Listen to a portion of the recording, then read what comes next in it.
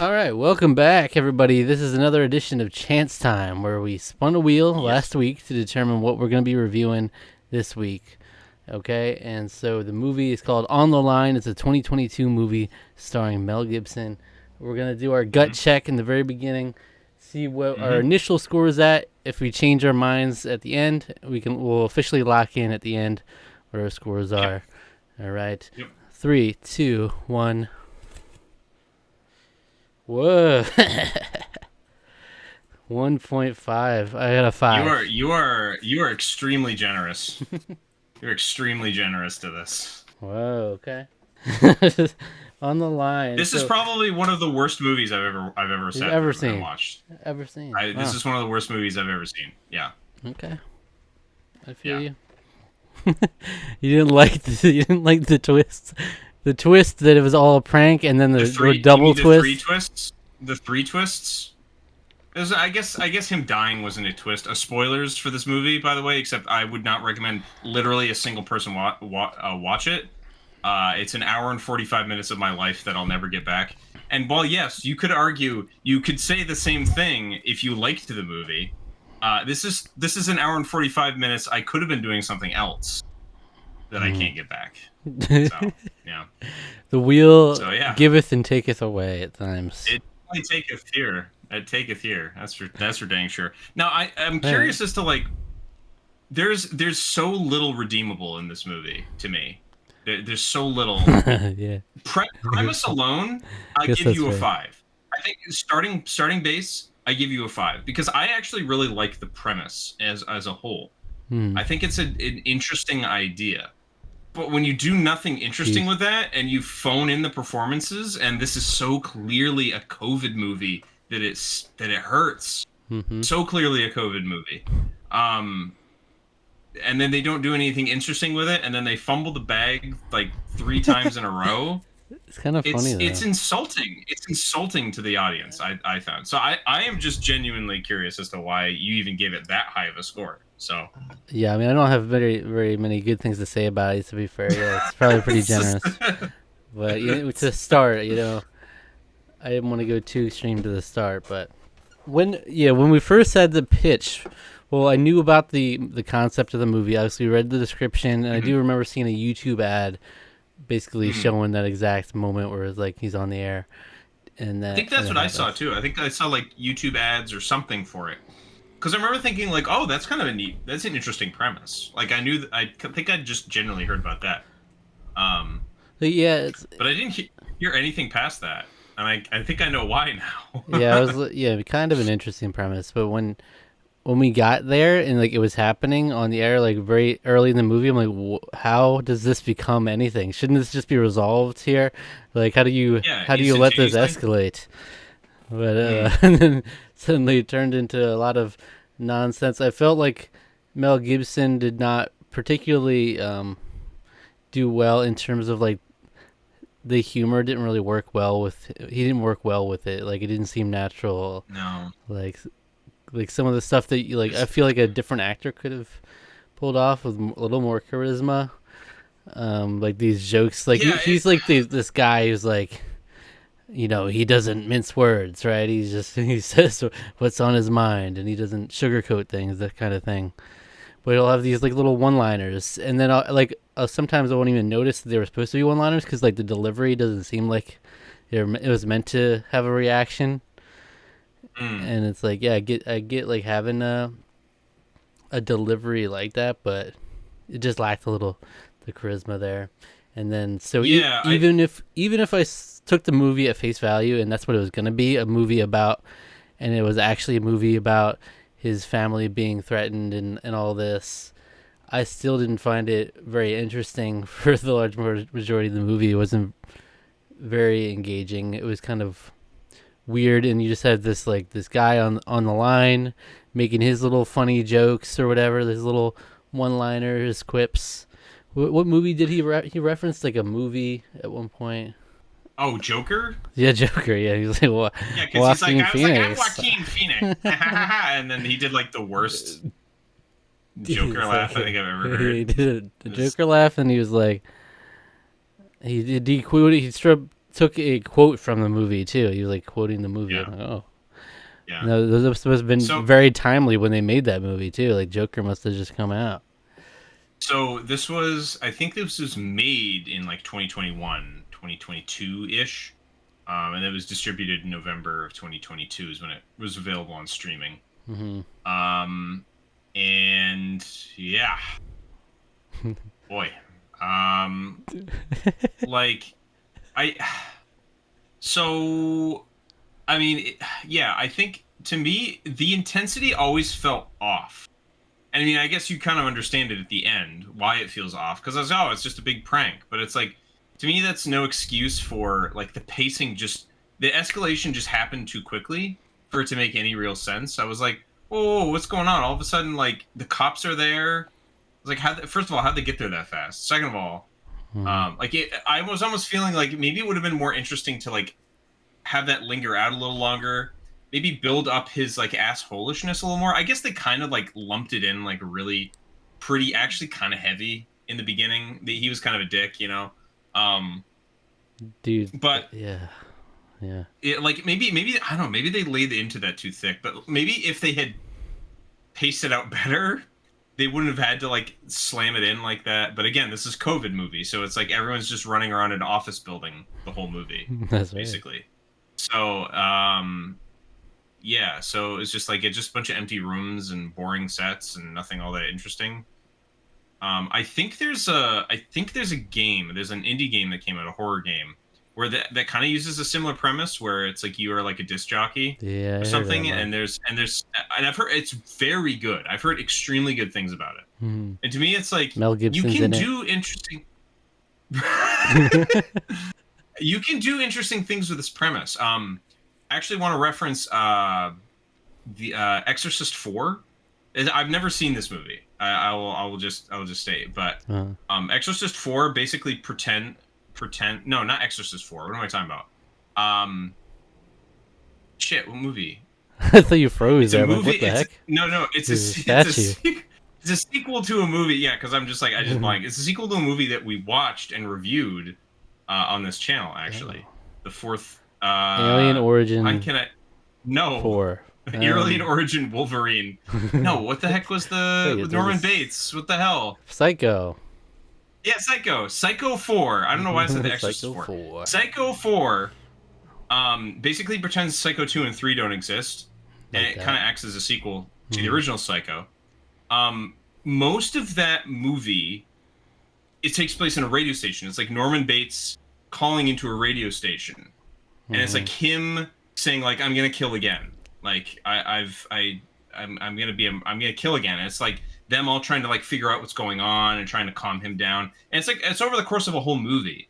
And again, I haven't seen it, so I don't know. But from what I understand, like it's despite the fact that it's kind of a made-for-TV movie, it's actually pretty decent. Like, it's a pretty decent drama.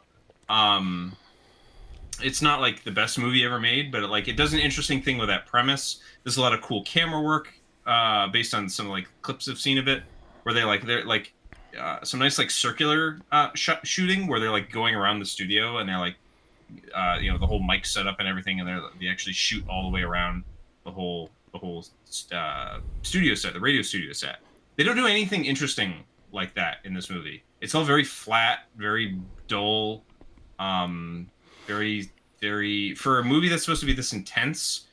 The camera work does basically nothing with any of it. I can't even remember it doing anything like whoa, like interesting shots or anything like that. I think maybe the most interesting shot of the whole thing was the time where it sort of pans over Peter Pevensy's shoulder for Mel Gibson not to be there, like he jumped, and then it sort of like it rotates down to show, oh, okay, no, he pretended to jump or whatever. Yeah. Boy. Yeah, so the intensity just felt like totally off through the whole movie. It just had something, camera work, everything felt weird. Or it's like, whoa, this is really intense. So he's gonna be killing them, and it's like, but he's there's like a weird like, everything felt phoned in. Like everything felt phoned in. All the performances. And I guess you can now retroactively justify it by saying, they were kind of like acting up. They were supposed to be like fake actors like doing this prank, but yeah. I hate that as an explanation though. That's not a good. That's not satisfactory to me. But yeah, there was different points where we're like in the thick of it, where he's like, I'm like, this guy on the radio does not really believe that Mel Gibson. Oh, Elvis. His name is Elvis. Yeah, Elvis in the movie. Elvis has left the building. Remember that that drop. There's no way this guy on the radio thinks that or believes that Elvis doesn't know where the camera room is, and he's like, because like he's like, there's only one way he can see where we are is where the cameras are at, and he works there. So he obviously knows where they are, but he's like, "Oh, I'm gonna go look upstairs. You must be upstairs looking down on us or something." It's like, yeah. There's no way he believes that, and of course it's all these setups to be the reveal of like he gets there, and then you turn the body around, it's got a sign on it, all this stuff, very extra. The guy hated or whatever. All this stuff though, when you do these things like this, where it's like all retroactively it was fake, it's like there's so many holes you can point in, even outside of that. You can justify some holes by the nature of it being a prank, but some other holes open up where it's like at any point that could have easily gone awry. Like you just check if you just checked any of these people to see if they're actually alive. Like you can't perfectly act dead and just remain still forever. And also look at the fake bullet wound or whatever in people's like head. Just thinking of it now, there's also moments thinking back where it's like the assistant, whatever she was, what position she was, the girl. She was like the whatever, switchboard operator, basically. Switchboard operator, yeah. There's moments where she's extremely cute, by the way. I was like, dang, she's a cute little. She's yeah, I liked her. But she's also. I'm also going to be really honest. I don't think she was a very good actress either, though. But I'm saying there are moments that, looking back, there's like moments where she's making a facial expression like, no, to Mel Gibson's character, when they both know they're acting. Like, I don't know, I don't think you could really justify it when you actually look back and realize it's all fake. It's like, you're putting on a show for the guy, but he can't see what... She's looking towards him the whole time. You don't have to be acting up the whole time if he doesn't see it.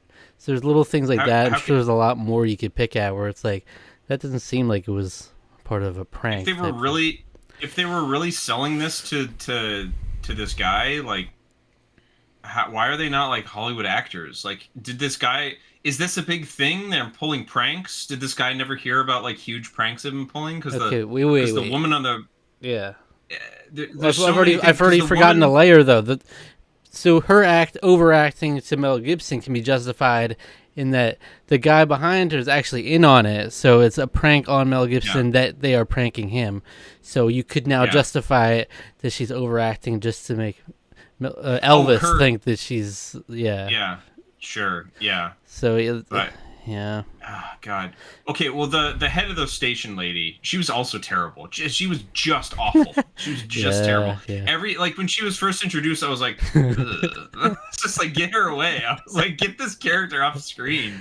It was so bad. And then she came back around and she was like berating him, and I'm like, this is the stupidest thing I've ever seen. Like, berating him, but it was all a joke, though. It was all a joke. It's just funny looking back now that so much of the writing can be, or like the not great writing, can be. They're trying to. I feel like they just justify it. They can do lazy writing because it's all a prank. So it's like, well, how are you going to criticize that? It was like these guys doing this little amateur prank. So it's like you can just kind of do whatever they want. It's trying to absolve itself of criticism. Yeah. I think that, like, I almost feel like the whole movie is like, I'm pranking you. The filmmaker's like, I'm pranking you, the audience, for buying all this stuff. And like, thanks for wasting my life, asshole. That's just what I want to say to that director. The thing is, when I sat there after it ended, I'm like, what is there a reason I watched? Like, what is... We took away, like, I thought the whole thing was gonna be like this Groundhog Day type thing. Like he's the typical like bad guy, He takes these people for granted. He treats people poorly, and then this thing will like spark something in him to be a better person, that kind of thing. Right.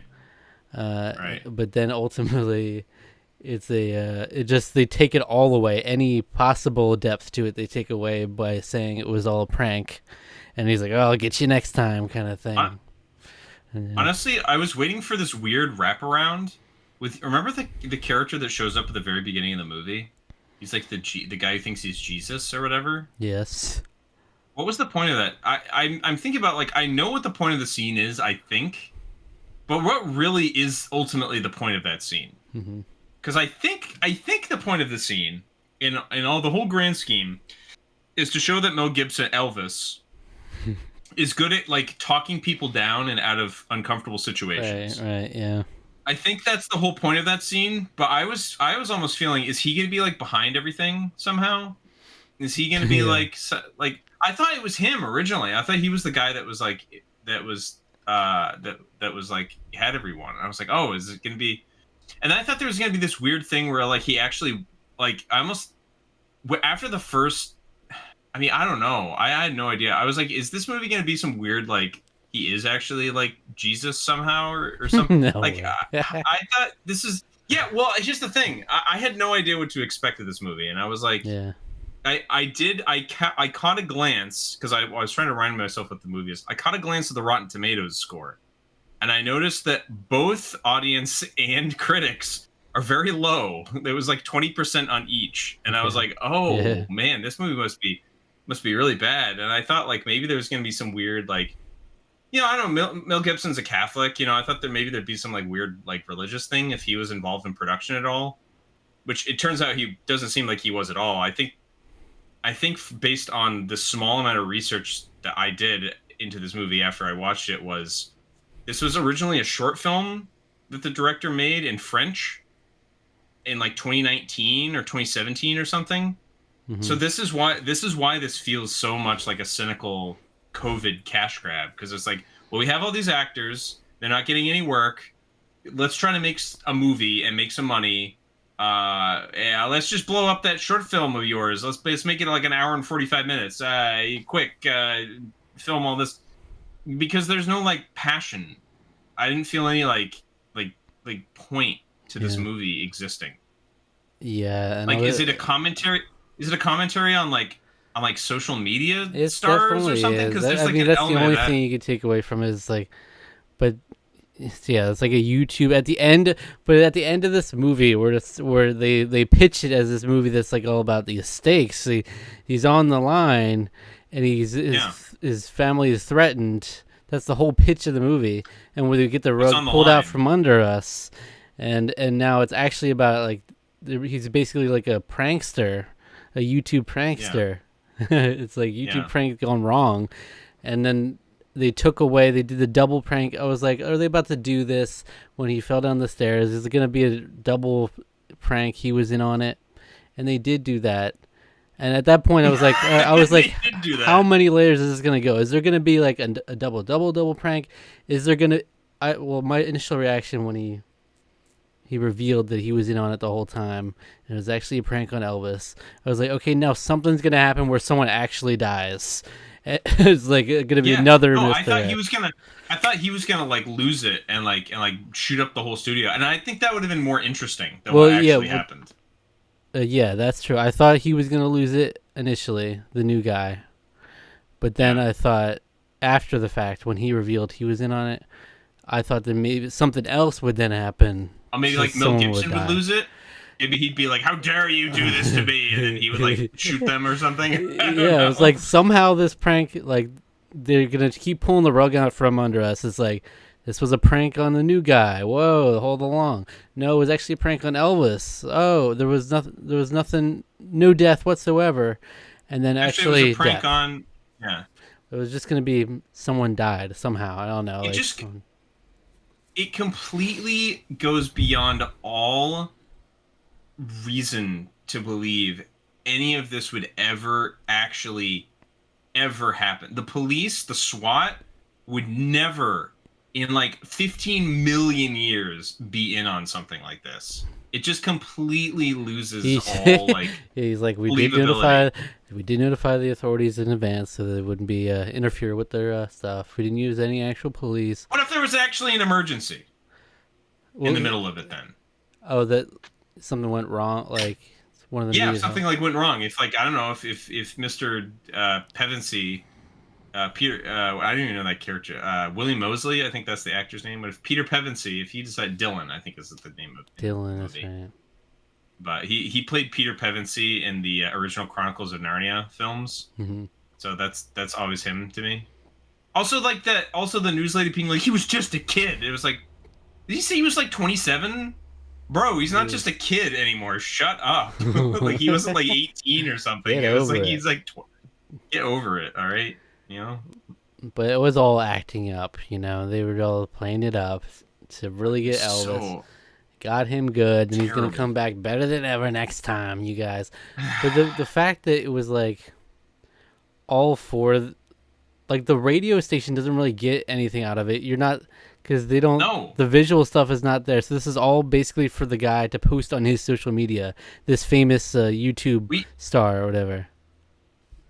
So we don't see any of the audience. Remember how it keeps showing like audience reaction to everything throughout the movie too? It like keeps cutting to like the like posting. They're like posting on a live feed or something. Yeah. Do you think anyone would be okay with any of this? Like people already find YouTube pranksters to be the absolute scum of the earth, like lowest of the low kind of people. Right. Everyone, like I don't know a single person above the age of like 12 that thinks a YouTube prankster is cool or funny. Mm-hmm. Or anything other than the vilest pieces of garbage that exist on the internet, basically. But no, Elvis, so like, the number one radio host, he's hip with it. He's with it. Is he? I don't know he why. Even says in the middle. He even says like, "Oh, no one listens to radio anymore."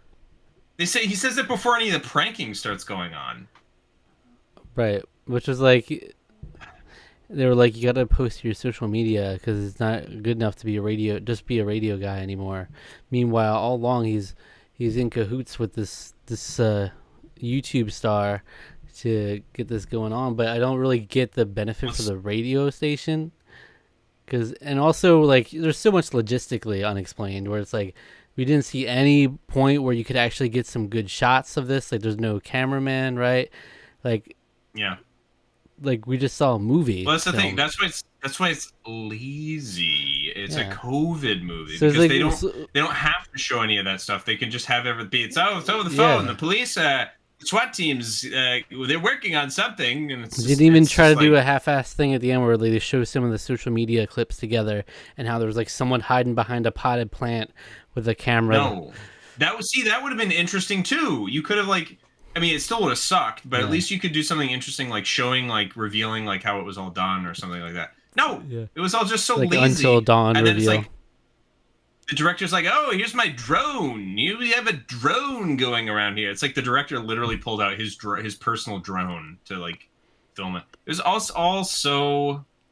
It's like I just can't imagine logistically how he even made this a good product for a YouTube or like social media product. Because it's like, what are we just taking like some security footage and like piecing it together? Maybe because we don't maybe like have some hidden cameras places. Maybe that's what I'm saying. We didn't see any of this, but even hidden cameras, we have this whole narrative going on that's like playing out on the radio station. It would have been a kind of a messy story. Zach, you're thinking about this infinitely more than the people who actually made it did. Okay, it's tough. It's just tough. And by the way, I felt like the guy who was the YouTube star could have easily been played by what was the name? Tim Scott, is that his name? The guy who plays Moriarty. Who? I'm trying to think of who you're talking about. From Sherlock. Oh, yeah. I feel like he easily could have been that person. He kind of looked like Mike. He actually looked a little like Mike Matei to me too. Angry video game nerd. Looked a little like Mike Matei. But like the vibe he was going for, especially when he was playing it up and everything, it was like that just seemed like Moriarty type beat there. Yeah, Sherlock Moriarty. Yeah, he could have fit right in there. But Yeah, this movie sucked. Yeah. This movie was really bad. And Yeah, I mean, I can't this think was of anything almost else. like a poorly executed Black Mirror episode, right? It's like Yeah, the reveal at yeah. especially if Even you the just worst look Black at Mirror episodes if you look at the are better reveal than at the this. end when they're like supposedly revealing it to the new guy that they pranked him and everybody's so gleeful about it. He's like, look, I could Yeah, do both voices. I did the wife and the daughter. Help me, daddy. yeah, And they're like all yeah, smiles and they don't see anything wrong with it. That's like straight out of the yeah. Black Mirror, like White Bear type situation. I don't see a world in which like it goes completely away from the realm of like disbelief. Like Black Mirror, like I would say the worst Black Mirror episodes are the ones where it has a hard time with the suspension of disbelief, or well, honestly, most of the worst ones are just like the the idea or the technology is just overwrought and or underwritten. Mm-hmm. And this one is just like poor execution. Like is at the end of the day. I mean, it's just nothing. There's just nothing really that. Yeah, Mm-hmm. it feels like a poorly written Black Mirror episode, and that's there's some not there's some stinkers in Black Mirror, but this feels like way worse than even those. Yeah. To me, like I would even like probably watch Doolittle again before I watch this movie, Whoa. Okay. which is saying a lot. That's why that's one of the reasons why it was down as low as it was, because I was like, this is so bad. It's so bad. Like I wanted to try to give credit to be like, oh, Mel Gibson's like he's doing something. Like I know a lot of people hate Mel Gibson now because I don't know, he's kind of a weirdo. Yeah. But What was the thing he did bad that was the most I don't know. infamous thing? Did he like chew somebody out or like beat someone up? I don't know. Really? I can't even remember. I thought he I said can't even something remember. like He was like he had like anti-Semitic anti-Semitic. remarks, I think. Yeah. Yeah. So Well, hey, that's kind of par for the course on college campuses these days. So I mean, he's probably a hero to some of them. yeah. So But Mel Gibson's got to get what he can get at this point. He's got to get on the line. yeah, I guess so. Which is crap like this. Got Mel Gibson on the line. Mel Gibson, get him on the line. Chew him out a little bit. Why'd you do that?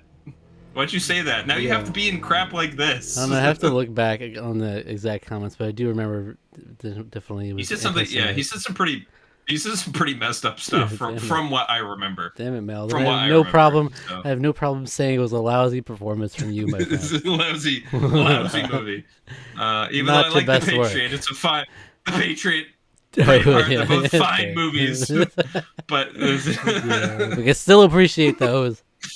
yeah. Braveheart is like is the least historically accurate movie I think I've ever seen, but I still like it. I haven't actually seen Yeah, Braveheart. I still like it a lot. Oh, we should talk. That's a much better Mel Gibson movie, or The Patriot. You know what we need The to do? Patriot's got We a need lot to of do a historical comprehensive problems, too. every Mel Gibson movie. Mel Gibson. That's Every our Mel top Gibson priority. movie, starting with Chicken Run. He's in Chicken Run. Yeah, he plays Rocky. Oh, wow. Yeah. I don't know if he was in the new one. There's a new one, I think, right? I don't know. Like Rise of Nugget or something like that. Rise of Nugget. Yeah. I don't know if he was in that or not, but All right. yeah, this movie was pretty dreadful. All right. So okay, let's write our final scores here. Okay. 1.5. I'm done at 2. Yeah. Okay. Yeah. Because Yeah, as we it talked was, through it, I couldn't think of a positive thing to say. So I really can't. I mean, it was trying. I was being like, man, I guess there were a couple lines I that like were seeing Mel kind of Gibson in okay. something. Yeah, I guess. There were a couple. There were a lines couple lines that that were would've kind been- of okay. could have been better handled with a different actor, I think. But I like the the impression that like in retrospect that he's clearly done something like this before, because like he's asked his wife if she's gonna listen. She's like, no. that's right. She's like, yeah. He's just always pranking the new guy. He's just always pranking. And they the new finally guy, yeah. got him with a reverse new guy's in on it prank. We never saw it coming. Yeah. Because it was his birthday. I guess we didn't say that. It was because of happy birthday. Yeah, absolutely. God. It was so bad. I mean, I was just wanting that Jesus weirdo to like show up again and just like start being like, it's me. I'm back. I'm coming back. You must kill yourself. That's the key to the second coming, and some weird nonsense or something. I don't know. At Yeah, like, well, that scene immediately made me off put by this movie, because it was like, okay, I immediately saw Mel Gibson had a very weird delivery of some, and the way he like interacted with this guy. I'm like, oh, yeah, doesn't really. Well, because like what I wanted was there to be a wraparound from that to like the end of the movie, because the movie just ends. It just sort of like stops. Yeah. It's like, okay, all right, I guess that like it ends in the weirdest way, the most abrupt way. And I mean, yeah, I think you could do interesting things with the idea of like he's a jerk, like he's kind of a racist a little bit, and he's sort of he's a shock jock. That's his personality, but the personality is like part of him too. It's like he is actually kind of a douchebag. So like, yep. You could do interesting things with that, but no, because like Howard Stern, from what I understand, he's kind of a nice guy, Yeah, right. He had to. That's the most similar parallel. He's just like vulgar and crass and can be a little mean. But and he also had a murderer on the line, right? On the line. Probably, I don't know. I thought I remember seeing a video. It was like O.J. Simpson. No, it was like a serial killer had called in, basically saying he had killed. Oh, okay. Someone. Oh yeah, you're right. That did happen. I think at one point. Yeah. They definitely got the idea from him. But yeah, I thought it would be some sort of redemption, and I still wasn't really here for it, because I thought it was a little too heavy-handed. Even thinking it was going to be that, like he's going to turn around and appreciate the people more and be nice. But then no, it was actually no lesson learned. It was there was no point to the movie. The prankster got out pranked. Right? Yeah. It's like a heist. So it was like a surprise heist movie. I'd love to see those. Yeah. Right. So Tarqaron score 1.75. 1.75. What kind of ass is that? Yeah, it's one of the lowest of the low, and it deserves to be down there. That's got to be the second lowest movie ever, right? Yeah, I think so. Is it under? It's under, because I gave, I think I gave it a 2 or 2.5 to Doolittle. Yeah, I think it's sitting at a 2.5. I think. Yeah, so Alien Origin with the 0.5, we'll just hold it down forever, but. Yeah, it's kind of impressive at 1.75. Yeah, it was one of the worst things I've ever seen. Like, Alien Origin is not even a movie. Like, I can't even, like, talk about it. It just was nothing. It was just, it was nothing. This was something, and it was awful. Yeah, it was just the worst thing I've ever seen. Yeah, at least Alien Origin was a low budget, like, no expectations. Well, this was clearly a cash grab, like, in terms, or, like, the least effort possible. Though I think that's the thing. Is that this was too. I think this is like I hesitate to call it like COVID movies like necessarily cash grabs, because like a lot of them tried to do what they could with a limited amount of like filming space and budgets and stuff they could. But like this is very low budget. Like it just shows in every aspect of the movie. Yeah, it just sucked. It just was not good. Yeah. But I'm gonna remember this though. I'll remember it. They at least had like an HD camera though, so. Yeah, that's true. That's true. And they got an actor that people know. They got an actor, and also the guy you might remember from Chronicles of Narnia, and also he was in some other like The Royals. I think he was in some like BBC show called like The Royals. I think. Okay. They had like the guy who played his rival host or whatever. He's been in some stuff too, I think, because I recognized him. I was like, I've seen him in something. I don't know what, but I've seen him in something before. But yeah, it was just, and then a bunch of no names. The switchboard operator, extremely cute. I'd like to see her in more things, even if I didn't think her performance was the best. I don't know if that's the script talking or the director being like, no, ham it up. Yeah, play Play it cheesy. Yeah, maybe, do that because maybe they're all acting too well that they had to tone it down. they were just so good. They were like, wait, no, you guys are actually so playing characters that are acting right now, so you need to like water that down about 50%. There's like layers to this. It's very complex. Like you watched an interview with him. Like, wow, that was actually profound. Wow, he's really taking this pranking the audience to a whole new level. Yeah. He doesn't even have an accent. Alex just gave him a silly one. He did have a foreign-sounding name though, so I think he may actually be French or something. But yeah, I believe it. All right, well that's it for Chance Time. I believe we're gonna try to do one a month, more or less. So hopefully you can come back next month for another Chance Time, and we'll see. Will we get a Netflix movie again? And will it be a good I don't one? know. We'll have to see. It's better be a better one than that. That's all I have to say. If kind of hard.